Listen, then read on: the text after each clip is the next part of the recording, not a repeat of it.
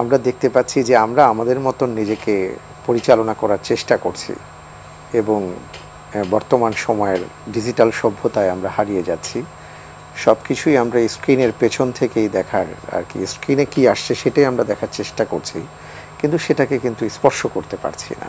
তো ইসলাম আমাদেরকে যেটা বলেছে বা মুসলিম জীবন আমাদেরকে যে শিক্ষাটা দেয় যে আমি ভোরে উঠব, সুবে সাদিকের আগে আমি উঠব, আমি তাহাজ্জুদের সালাত আদায় করব, ফুল পাখি প্রকৃতির সাথে আমার কথা হবে, মৃদুমন্দ সমীরণের সাথে আমার আলাপ হবে। জি, এটা আমার স্বাস্থ্যের জন্য, মনোজগতের জন্য খুবই উপকারী। জি।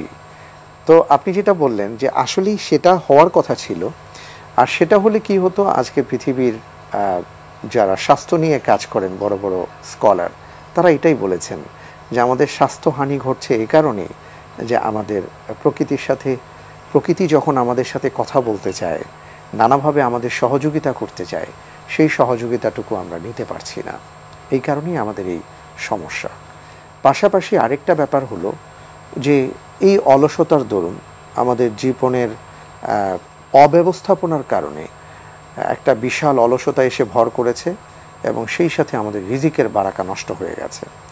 রাসূল সাল্লাল্লাহু আলাইহি ওয়াসাল্লাম বলেছেন যে আল্লাহ তাআলা রিজিক বন্টন করেন ভোরবেলায়। তুমি ফজরের সালাত আদায় করে বের হয়ে যাও তোমার রিজিকের সন্ধানে, তাহলে তুমি বারাকা পাবে। আর আমার সকাল যদি হয়, আমার প্রহর যদি হয় ওই দুপুর 12টায় আমি ঘুম থেকে উঠে তখন যদি রিজিকের সন্ধানে যাই, আমার তো দিন শেষ হয়ে গেল, আমি কিভাবে বারাকা পাবো? আজকে আমার রাত আমরা শুরু করি, আপনি যেটা বলেছেন যে রাত 1টা 2টা এখন আর কোনো রাত মনে হয় না। সন্ধ্যা তো বাদই দিয়ে দিলাম। মাগরিবের সালাতের পরে যেখানে আমাদের খাওয়া দাওয়ার করার কথা ছিল, ইশার সালাতের পরে সাথে সাথে ঘুমিয়ে যাবার কথা ছিল, সেখানে আজকে রাত 1টা 2টা আমাদের কাছে কোনো রাত মনে হয় না। তাহলে কিভাবে আমরা আসলে সুস্থ থাকবো? ফলে ষষ্ঠ আহ্বানে আমরা সাড়া দিতে পারি না।